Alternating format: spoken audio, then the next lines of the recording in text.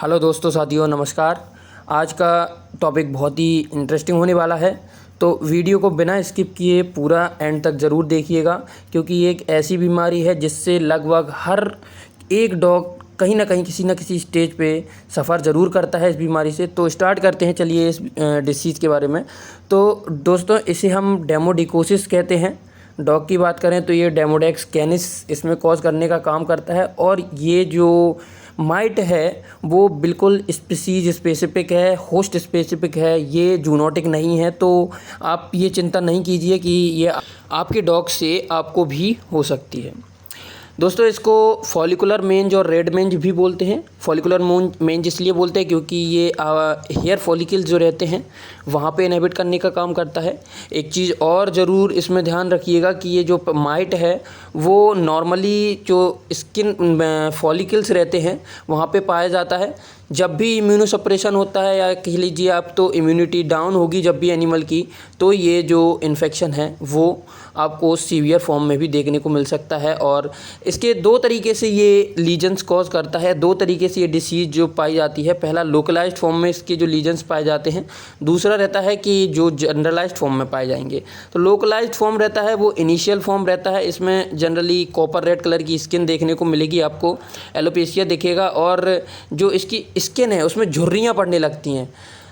इसके लिए डायग्नोसिस की बात करें तो डायग्नोसिस का बेस्ट तरीका रहता है स्किन स्क्रैपिंग्स, जो कि डीप स्किन स्क्रैपिंग हमें लेनी होती है। जब तक कि एनिमल के एरिया से ब्लड ना ऊज आउट होने लगे तब तक हमें स्किन को स्क्रैप करना है। और फिर आप देखेंगे इसमें माइक्रोस्कोप से जब हमने इसको स्किन स्क्रैपिंग के लिए देखा तो इसमें हमें डेमोडेक्स माइट कितना क्लियर एकदम मूव करता हुआ दिख रहा है, आप वीडियो में देख सकते हैं पूरा। तो ये तो हो गया डायग्नोसिस की बात। अब डायग्नोसिस के बाद हमें इसका करना होता है ट्रीटमेंट।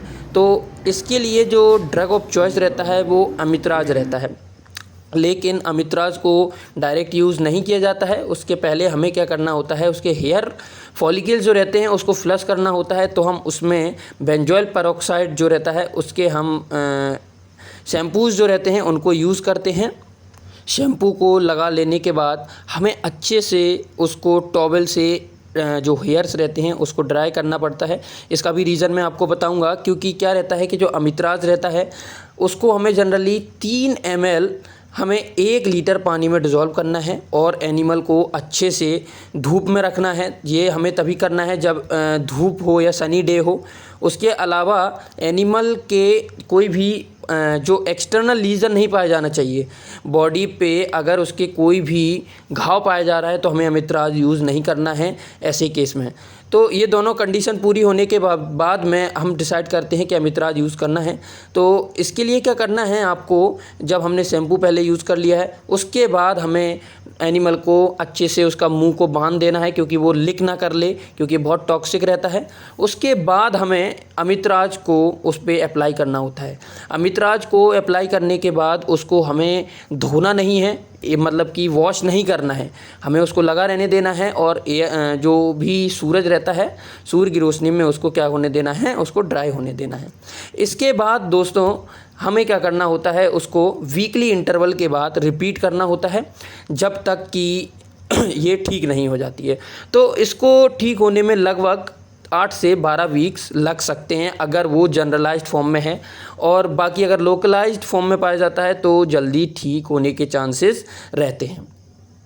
अब अगर एनिमल की बॉडी पे वुंड है तो हमें अमित्राज यूज़ नहीं करना है, फिर हम दूसरे तरीके को अपनाते हैं। तो इसके लिए क्या करते हैं, हम पहले वुंड को, हम एक तरीका तो रहता है कि वुंड को हम ठीक कर लें।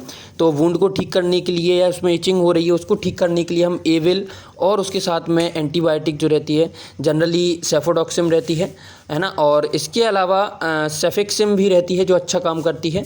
उसके बाद हम इसको ठीक होने के बाद अमित्राज यूज़ कर सकते हैं। दूसरा तरीका ये रहता है कि ये जो सॉल्ट्स आते हैं, फ्लूरालेनर रहता है, सेरोलेनर रहता है, ये अच्छा काम करते हैं। जो सेरोलेनर रहता है वो सिम्पेरिका के नाम से आता है, मार्केट में अवेलेबल रहता है। सिम्पेरिका जनरली 30 to 35 डेज़ के लिए प्रोटेक्शन देती है, जबकि ब्रोवेक्टो जो रहता है वो लंबे टाइम 3 महीने के लिए प्रोटेक्शन देती है। मार्वोफ्लॉक्सेसन टैबलेट भी इसके लिए आती है, ये भी हम यूज़ कर सकते हैं। दूसरा, कुछ लोगों का ये मानना होता है कि मीडा क्लोप्रिड और मॉक्सीडैक्टिन का कॉम्बिनेशन भी इसको क्योर करने के लिए काम करता है। तो उतना ज़्यादा ये इफ़ेक्टिव नहीं होता है, हाँ ठीक करने को कर सकता है, लेकिन एफिकेसी की बात करें तो सेरोलेनर और फ्लूरालेनर जो रहता है उससे बहुत कम रहता है। हालांकि फ्लूरालेनर और सेरोलेनर काफ़ी महंगे प्रोडक्ट्स हैं। तो इसके अलावा एक तरीका और रहता है कि इसमें हम आइवरमेक्टिन जो रहता है 0.6 mg पर kg बॉडी वेट से पर ओरल इसको हम पर डे दे सकते हैं।